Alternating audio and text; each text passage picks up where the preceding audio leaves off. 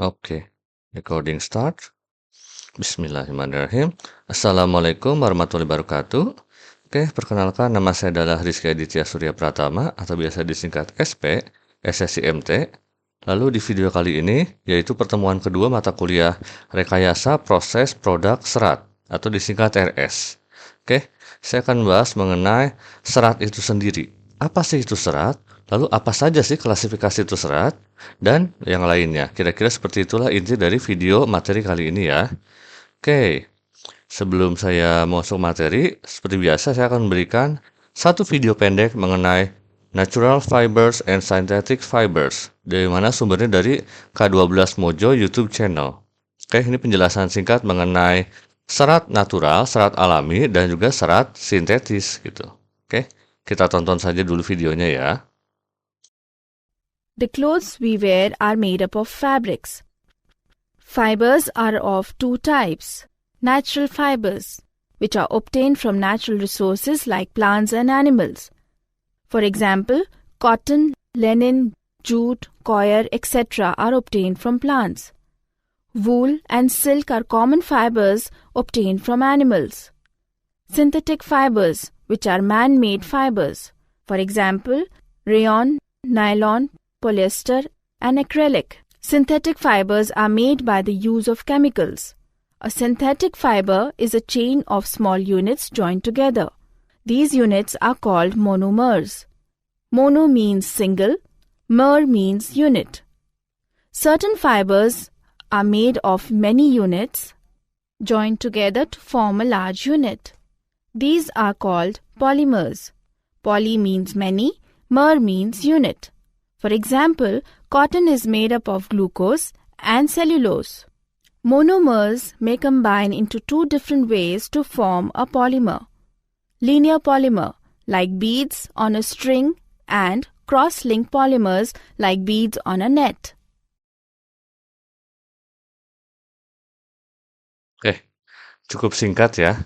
Jadi itu kira-kira gambaran mengenai fiber atau serat, baik itu serat alami maupun serat yang sintesis. Nah, saya akan masuk ke materinya pertama dari definisi serat secara umum. Jadi bisa dilihat serat itu seperti ini ya. Jadi apa sih itu serat? Serat itu adalah secara umum ya, adalah material berbentuk panjang dan tipis yang memiliki rasio panjang terhadap diameter yang tinggi. Jadi secara umum ini, serat dapat berasal dari sumber alami maupun buatan seperti di video barusan dan dapat digunakan dalam berbagai aplikasi industri, mulai dari tekstil, pangan, hingga teknologi material. Serat itu memiliki sifat fisik dan mekanik yang unik, seperti misalnya kekuatan tarik yang tinggi, elastisitas yang tinggi, dan juga kemampuan menyerap air yang membuatnya berguna, terutama dalam banyak bidang. Oke? Kira-kira itulah definisi serat secara umumnya. Nah, saya akan bahas ya lanjut dari video tadi. Jadi jenis-jenis serat itu ada serat alami dan serat sintesis. Serat alami itu adalah serat yang diperoleh langsung dari tumbuhan, hewan, atau mineral. Misalnya, kapas dari tanaman kapas, wol dari bulu domba, atau asbestos dari mineral alami. Itu bisa jadi serat semuanya yang alami gitu. Sedangkan yang buatan adalah serat yang diproduksi melalui proses kimia, jadi menggunakan chemical, baik itu menggunakan bahan alami yang dimodifikasi atau bahan sintesis. Contohnya polyester, nilon, atau rayon. Seperti ini contohnya. Nah, secara detail apa sih bedanya serat alami dan serat natural? Akan saya bahas satu persatu ya. Mulai dari serat alami dulu. Jadi serat alami definisinya seperti bisa yang saya jelaskan tadi, yaitu adalah serat yang diperoleh langsung dari sumber daya alam, bisa dari tumbuhan, hewan, atau mineral. Contohnya dari tumbuhan itu kapas, rami, dan linen. Lalu dari hewan, wol dan sutra. Mineral, asbestos. Nah, berikutnya adalah karakteristik dan kelebihan dari serat alami. Yang pertama, serat alami itu adalah biodegradable. Jadi lebih ramah lingkungan dibandingkan serat sintesis. Dan juga serat alami itu memiliki sifat mekanik yang bervariasi gitu. Tapi ada juga kekurangan serat alami, yaitu biasanya karena alami dan tidak ada modifikasi apapun, jadi serat alami itu rentan terhadap kelembapan dan juga serangan mikroorganisme. Nah, beda halnya dengan serat sintetis atau serat buatan. Jadi by definition, serat buatan adalah serat yang diproduksi melalui proses kimia dan juga modifikasi bahan alami atau sintesis. Contohnya, ada serat regenerasi misalnya rayon atau modal. Lalu serat sintesis ada nilon, polyester, dan akrilik.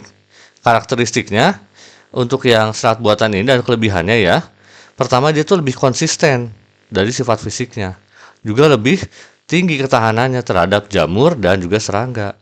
Dan yang utamanya lebih murah dan juga lebih mudah diproduksi secara massal atau mass producible gitu.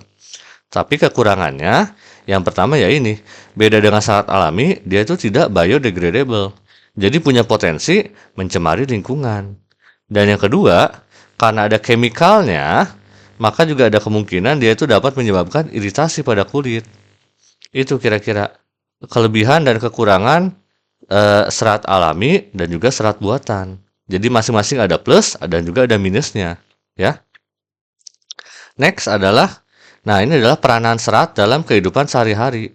Sebelum masuk ke industri, saya akan bahas dulu apa sih fungsi serat dalam kehidupan kita sehari-hari. Jadi, serat ini memiliki banyak fungsi dalam kehidupan sehari-hari dan penggunaannya dapat ditemukan di berbagai produk yang kita gunakan. Misalnya, di bidang tekstil dan pakaian, itu sebagian besar pakaian kita tuh dari serat loh, baik alami maupun buatan. Bisa misalnya kain kapas, sutra, wool, dan polyester itu adalah contoh-contoh serat yang sering digunakan untuk pakaian. Lalu bisa juga untuk produk rumah tangga.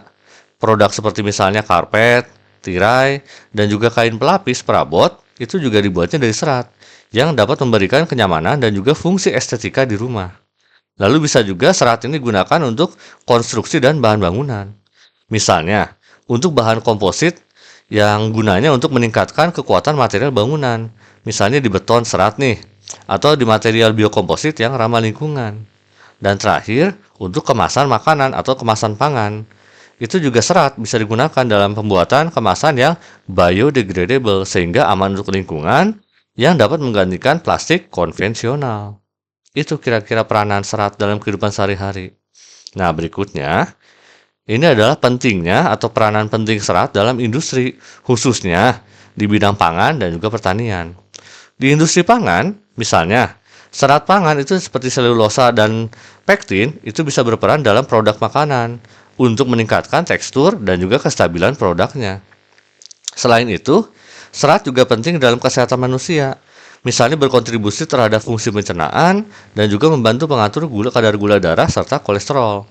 Kalau dalam industri pertanian, itu lebih banyak lagi.